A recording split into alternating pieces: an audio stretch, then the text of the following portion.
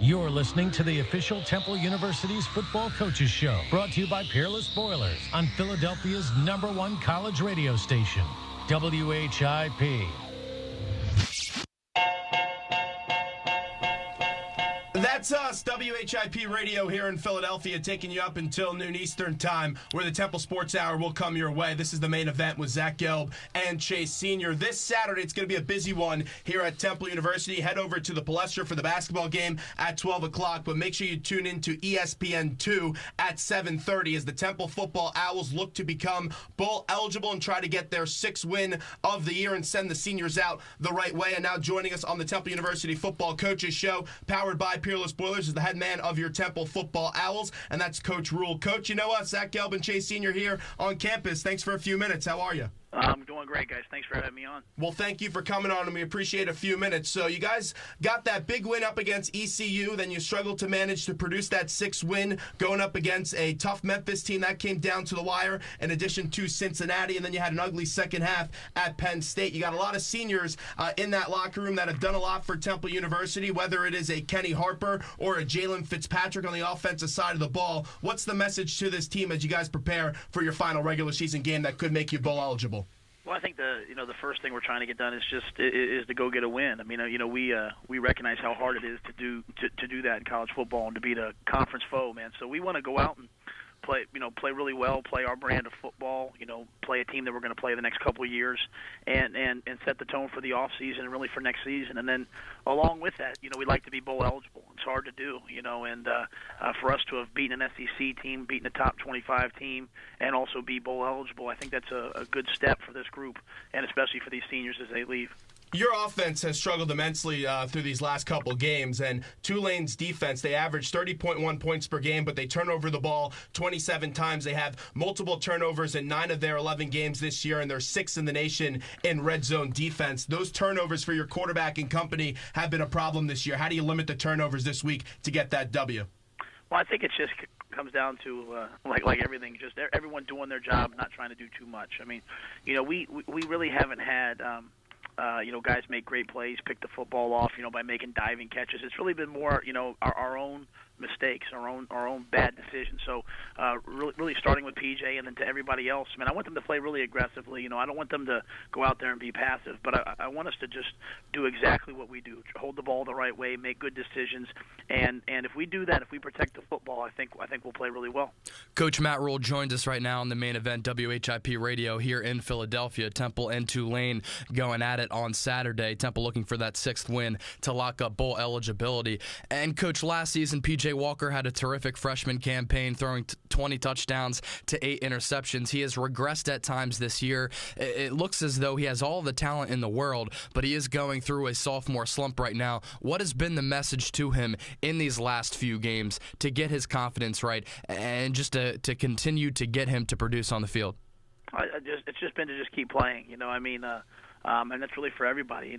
Every year your team's reborn. There's different guys out there. You're throwing to different guys. You have different guys protecting for you, and he's the quarterback, so he's going to be the face of it. But I don't know that anybody on offense right now is playing at a level that they're okay with or that they want to play with. So, I just keep trying to get him to play right through it, keep getting better. I think PG is going to be a tremendous quarterback here.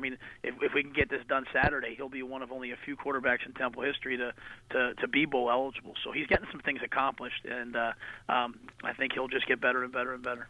You talked at length after the game on Saturday in your post-game press conference about the future of this program.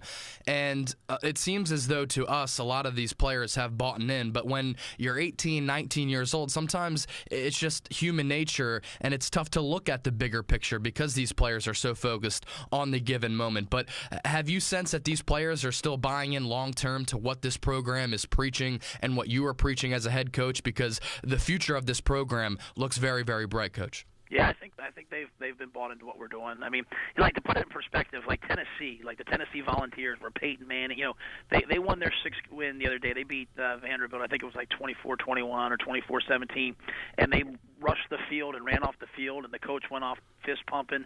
And that's a team that won 2 conference games. If we win this Saturday, we will have won 4 conference games. We will have done the other things I said. To be bowl eligible is not something you should ever be embarrassed about or make apologies for. And I think as you look around the country, you see a lot of people that are fired up to get that 6th win. So I want our kids to know that, hey, we will be better and better and better every year. We'll just keep improving. But at the same time, what they're doing right now is pretty good. They've done some things that they should be really proud of. And, I want them to go out there, play as hard as they can Saturday, and find a way to get that win and finish the year the right way. Coach Matt Rhule is our guest. And, Coach, a lot of people make a big deal about the Power 5 conferences in college football, but when you look at the American Athletic Conference, you see Memphis, Cincinnati, Eastern Carolina, Central Florida, Houston, and Temple. Those are all a bunch of good teams, and every conference game this season has been a close one for you guys. What does that say about the American? I think it's just a really diverse league. I mean, there's people from all over the country playing all different styles of offense and defense, and I think you see a lot of teams that are really good teams that are 8-9 win groups. Cincinnati that came in here last week. I think UCF and East Carolina played tonight. Memphis, who won the league. So I think you see a lot of really good, strong football teams, and when some of us have had a chance to go out and play Power 5 teams, we've beaten them. We beat Vandy, and East Carolina beat a couple of them. So I think you see a league that's really good and will only get better as the teams all kind of settle into it. Coach, taking a look at your offensive line, that's been a rotating unit as you guys have been decimated with injuries, and you didn't have that much depth at the offensive line position because you did redshirt a lot of guys this year. When you take a look at your offensive line, what do you think the rotation is going to be this week? How are guys from a health standpoint, and how tough has that also been having to rotate offensive linemen each and every week? Well, it has not been what you would ever want, and I think that's in the preseason. That's what I kind of talked about. We'd be fine as long as our O-line stayed healthy. They fought through. I think in the long run it'll be good because a lot of guys have gotten reps. But I think in the last 6 games we've had 6 different lineups. So you'll never get that consistency that you want in front of PJ until you have the same guys in front of him week in and week out. I think this week Brian Carter, who we moved over from defensive tackle after the UCF game, I think he'll play a lot. Jake Quinn will play a lot. Brendan McGowan is still suffering from an injury, and he's available but just not at full strength. So those are the guys that we have, and they've been tough. They've played well, at times. I think Cincinnati was one of our better games, except for protection. I thought we ran the ball a little bit better up front. And I have to just keep pushing them, you guys. You know what I mean? Because they're going to be back next year, and they're going to be, those guys are, other than Kyle, are all even younger than that. So it's a group that will be together for a while. Matt Rhule is our guest on the Temple University Football Coaches Show, powered by Peerless Boilers. Peerless builds America's best boilers. Just listen to WHIP Radio on Philly's #1 college radio station, WHIP via iHeartRadio. And, Coach, the wide receivers this year, they plagued PJ with a lot of drops, especially in that Memphis game. It looks like you guys are really missing Ryan Alderman, who graduated, and Robbie Anderson, who had some issues off the field. How much are you missing those two guys, and what's the future of the wide receiver position hold here at Temple University? Well, I think I'll start with the whole receiving corps by just saying I think Jalen Fitzpatrick's had an all-conference year. No question. And I think it was unfortunate at Memphis, a game that came down to the wire, that he didn't get to finish playing that game, that he got hurt. I thought his performance against Penn State on really an ankle that many people wouldn't have played on was spectacular. And he played for us last year. Ryan and Robbie were dynamic players last year. They played really well, as were Chris Coyer and Chris Parthmore. Those guys gave us a lot of receiving threats. And we've just been inconsistent this year. We've had some guys play early, then get hurt. Khalif Urban played early, got hurt, hasn't been able to play for a while. Some other guys, have been kind of off and on. So, I think there's a good group here. I think Ramon DeLoach is a guy that last game started to hit his stride a little bit. Shippens had some good moments at times. Keith Kirkwood's a guy that's just kind of getting used to what we do. And then we have 3 kids that we're redshirting right now that I think are going to be really good players. So, it hasn't been a perfect unit, but I think that they've, kind of fought through the injuries, fought through some adversity, and I look forward to them playing really well this week. John Christopher, I think, is healthy for the first time. So with all that being said, as a coach, how do you try to build that consistency at that position? Well, I think it's just doing the same thing over and over and over and demanding it, from those guys. And, when you're injured, it's hard to, get consistency. I think that, as we continue to be quite honest with you, as you continue to recruit and you get more players in, the more competition you have, the more consistency you have. You know what I mean? Because if you come out to practice one day and, you're not as focused, I think you see that on defense right now. Guys come out and they don't play good defense. Someone else goes in, and all of a sudden you have to be focused every day. So, I think the coaches just have to keep coaching them. The guys have to keep getting better, and we have to keep recruiting. The more players we have in here, the better we'll be. I just want to take you back to the game on Saturday, the third down inside the red zone after, I believe, Boye Romare stripped and recovered a fumble on the kickoff. And you called a play on 3rd and 1 where PJ rolled to his left and threw right into the end zone to Colin Thompson. Thompson dropped the ball as he backpedaled towards the back of the end zone. It was a brilliant play call, Coach, and you said after the game that you told Marcus Satterfield that you wanted to call that play. Is that something that you do often? And moving ahead in the future, is it something that you've thought about calling the plays more often? No, I'm not going to call the plays. I think Marcus has done, in adverse circumstances, has done an outstanding job. Mm-hmm. And as I say, we were scoring 35, 40 points a game earlier this year. We were doing that last year, and the way you get better is you just keep doing what you're doing, and you just do it at a better and better and better level. So, like on defense last year, I had everyone saying to me, is Phil Snow a good coach? And now all of a sudden he's a Broyles candidate. Yeah. Everyone in the country wants to hire him right now. So it's the same thing on offense. We're running the same things that we were doing last year. What I do, my job is just to every once in a while say, hey, what about this? Hey, what about that? And just kind of quality control everything and help them be aggressive, at the proper time. Sometimes it's good. I also said, hey, let's run the reverse pass, and we got tackled at the 1 foot line. So, that's my prerogative as the head coach, is to say, hey, let's go ahead and take a look at this. But I have complete confidence in Sat after everything that he did last year and at the beginning of this year. And when I called the plays here, excuse me for a second. Sorry. When I called the plays here, all I did was run the ball, and everyone used to yell at me anyway, so you guys wouldn't want to see me call the plays. You mentioned Phil Snow, Coach, and he's up for the Broyles Award, as you mentioned. You good? Yeah, man. I tell you what, God bless you. It's a tough season right now. These temperature changes are crazy. You guys would have good radio if I choked right here on the radio. We don't want that to happen. We want you to be on that sideline on Saturday. But you mentioned Phil Snow, Coach, and he's up for the Broyles Award. And I think a good sign of a head coach is when they're able to assemble a solid coaching staff around them. And I think that you've done that because there is a ton of talent on this coaching staff. When you were hired, what did you see in Phil Snow that attracted you to him in making him the defensive coordinator? Well, I had worked for him as a young graduate assistant when he was the defensive coordinator at UCLA, and we led the Pac-12 and everything.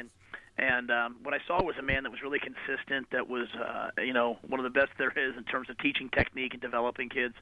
And I saw a guy that would do it the right way, that players would want to play for. And the thing I'll tell you is, if you came out to practice today, this Thursday practice this morning was no different than any Thursday practice last year. He is the same guy, demanding guy every day. And I think it's good for our coaches. And, to get a guy that's been the defensive coordinator at UCLA and Arizona State and coached in the NFL and been the defense coordinator at Washington and Cal, normally you wouldn't be able to do that. But he's someone that I've known and wanted to come and do it with me and help me and get me started in this thing. And he's made an immediate and tremendous impact.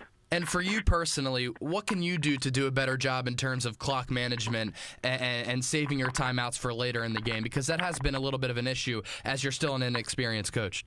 Well, I think like anything else, you just have to make decisions, right? And you have to say, okay, what's most important. So, I'll probably try to live through some penalties and live through some mistakes and just say, okay, I'm going to save this timeout as opposed to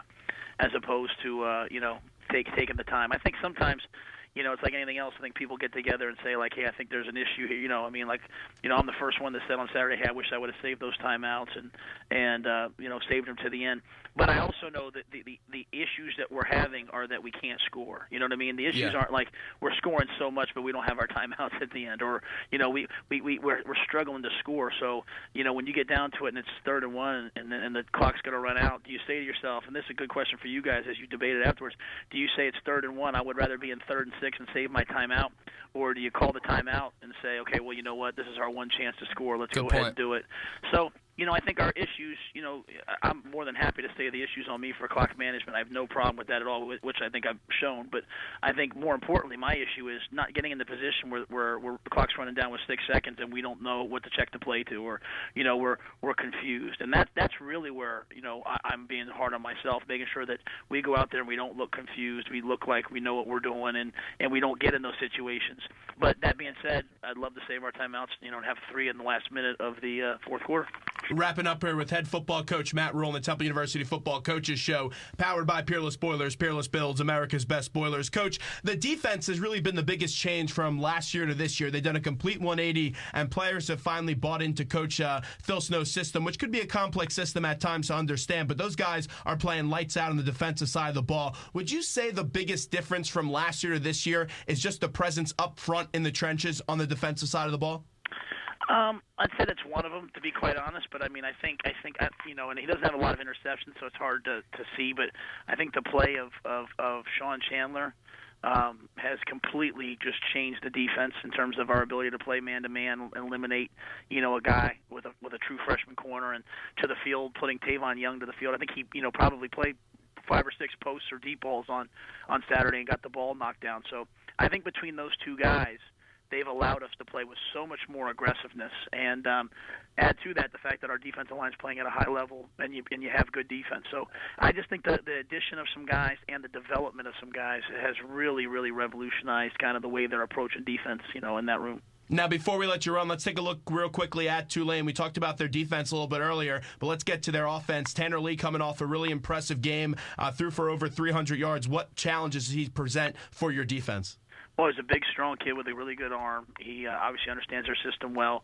Coach Johnson's done a good job. He came from the Saints. He mixes that West Coast offense with all the West Coast concepts, the quick passes, the balls that get out of their hand before you can hit the quarterback, with some spread concepts. And so you have to take away the short pass, and at the same time not leave yourself vulnerable to the deep shots that he'll take. So I think Lee's going to be a really good quarterback in this league for years to come, and they've got some young wideouts to go along with them. Coach, we appreciate the time. Let's see that 6th win this Saturday. We'll be watching. We appreciate it. Thanks so much. All right, guys.